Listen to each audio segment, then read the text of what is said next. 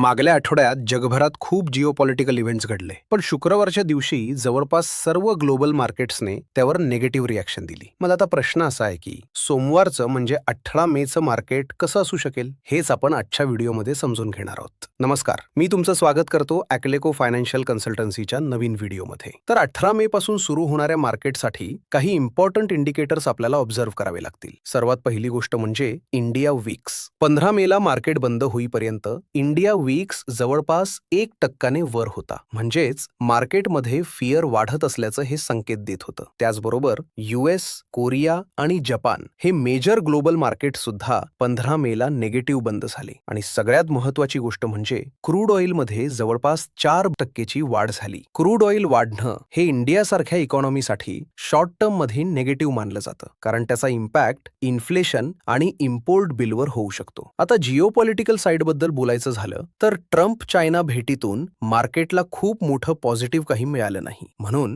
Global sentiment अजूनही cautious दिसत आहे. पण या सगळ्या निगेटिव्ह फॅक्टर्समध्ये एक पॉझिटिव्ह गोष्ट सुद्धा आहे, आणि ती म्हणजे कंपनी रिझल्ट्स. आतापर्यंत 4,976 पैकी जवळपास 1,320 कंपन्यांनी आपले मार्च क्वार्टरचे रिझल्ट्स अनाऊन्स केले आहेत, आणि त्यापैकी जवळपास 55% पेक्षा जास्त कंपन्यांचे रिटर्न्स पॉझिटिव्ह आहेत. फक्त तेवढंच नाही, तर डिक्लेअर्ड रिझल्ट्समध्ये overall year on year revenue growth जवळपास 10% आहे, तर प्रॉफिट ग्रोथ तब्बल 34% आहे, जी खूप स्ट्रॉंग ग्रोथ मानली जाते. सेक्टर वाईज पाहिलं तर नेट प्रॉफिट ग्रोथ सर्वात जास्त रिटेल सेक्टरमध्ये दिसली आहे, तर रेव्हेन्यू ग्रोथमध्ये ज्वेलरी इंडस्ट्री पुढे आहे. पण त्यामागे जानेवारी महिन्यातील गोल्ड प्राइस रॅलीचा इफेक्ट असू शकतो. त्याचबरोबर इलेक्ट्रिकल सेक्टरनेही चांगली रेव्हेन्यू ग्रोथ दाखवली आहे, म्हणजे ओव्हरऑल कंपनी अर्निंग्स अजूनही मार्केटला सपोर्ट करत आहेत. पण आता पुढे येणारे रिझल्ट्स कसे येतात हे खूप इम्पॉर्टंट राहणार आहे. तर ओव्हरऑल पिक्चर पाहिला तर कंपनी अर्निंग्स पॉझिटिव्ह आहेत, पण बाकीचे ग्लोबल इंडिकेटर्स अजूनही मिक्स्ड आणि कॉशियस आहेत. आणखी एक इंटरेस्टिंग गोष्ट म्हणजे निफ्टी 500चा पीई रेशिओ सध्या जवळपास 22 आहे, जो हिस्टॉरिकली रिझनेबल व्हॅल्युएशन मानला जातो. आणि आणखी एक खूप रेअर गोष्ट सध्याच्या मार्केटमध्ये झाली, ती म्हणजे 14 व 15 मेला